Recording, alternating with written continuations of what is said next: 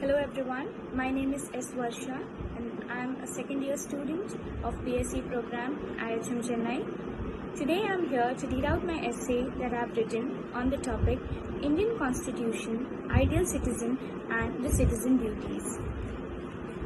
Law and order are the medicine of the body politic, and when the body politic gets sick, medicine must be administered.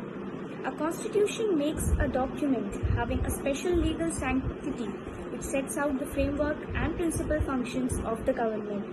Constitution of a country gives idea about the basic structure of political system under which its people are to be governed. It defines the powers of the main organs of the state, democrates their responsibilities and regulates their relationship with each other and with the people. It can also be termed as fundamental law of a country, which reflects people's faith and aspirations. The Indian Constitution, which stands for national goals like democracy, socialism, secularism and national integration, was framed by the representatives of Indian people. The Constitution of India was framed by a Constituent Assembly which was established in 1946. Dr. Rajendra Prasad was elected President of the Constituent Assembly. A drafting committee was appointed to draft the Constitution headed by Dr. B.R. Ambedkar. The Constitution of India was framed and came into force on 26 January 1950. It had incorporated some salient features of other constitutions as well. The Constitution of India begins with a preamble which contains the basic ideals and principles of Constitution. It contains 395 articles and 12 schedules. The Constitution declares India to be a sovereign, secular, socialist and democratic republic. At the same time, India has federal features. The powers of the government are divided between the central government and the state government. The Constitution demarcates the powers of the central and state governments into different lists of subjects. The Constitution provides for an independent and impartial judiciary, and the Supreme Court is the highest court of the country.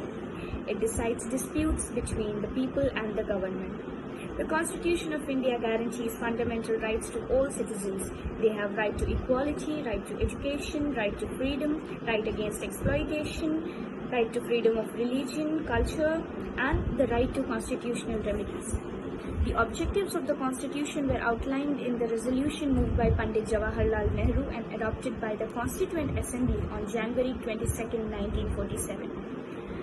The main objectives outlined in the resolution were to resolve to proclaim India as an independent sovereign republic, to establish a democratic union with an equal level of self-government for all the constituent parts, to guarantee and secure to all the people of India justice, social, economic and political equality of status, of opportunity and before law, freedom of thought, expression, belief, faith, worship, vocation association and action. Adequate safeguards for minorities, backward and tribal areas and depressed and other backward classes, to maintain the integrity of the territory of the Republic and its sovereign rights on land, sea and air according to justice and law of civilized nations, to secure for India its rightful and honored place in the world. Dr. B.R. Ambedkar is also known as the father of Indian Constitution, and he was the main person behind the framing of the Indian Constitution. He was the head of the drafting committee and he traveled across the world for many democratic countries to get inspiration to draft the Constitution. The values of Constitution represents its values India celebrates every day. The fundamental rights that the Constitution of India guarantees its citizens to keep them safe and from the bad elements in the section of the population are important. The values of liberty, equality, fraternity and secularism are some of the values that are celebrated all over the world, and the Indian Union stands as a testimony for these values. The preamble of the Constitution of India declared the country as a power and socialist, secular and democratic republic, and the welfare of the state is committed to attaining justice, liberty and equality for all the people without any discrimination based on religion, caste, creed, sex or place of birth. The preamble declares India sovereign, socialist, secular, democratic and a republican state which draws its authority from people. It intends to provide its citizens social, economic and political justice.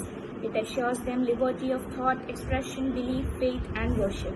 The fundamental duties of Indian citizens is to abide by the Constitution and respect its ideals and institutions, the national flag and the national anthem, to cherish and follow the noble ideals which inspired our national struggle for freedom, to uphold and protect sovereignty and unity and integrity of India, to defend the country and render national service when called upon to do so, to promote harmony and spirit of common brotherhood amongst all the people of India, transcending religions, linguistic and regional or sectional diversities, to renounce practices that derogatory to dignity of women.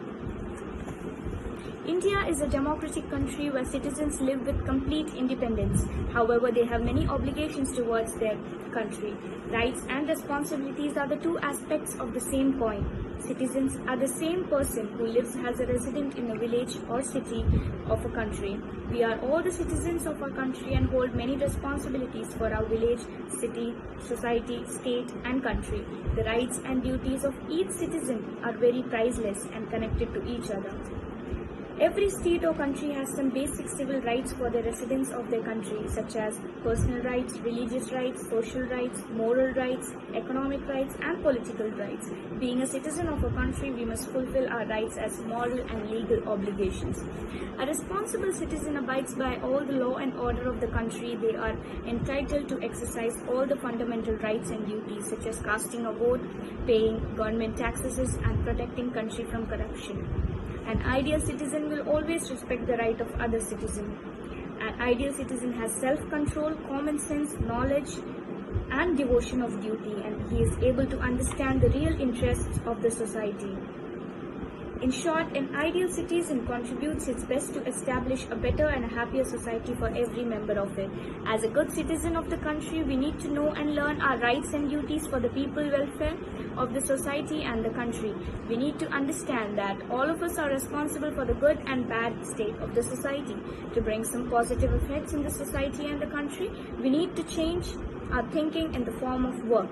Therefore, the duty of the citizen for the prosperity and peace of the society and the whole country matters much more.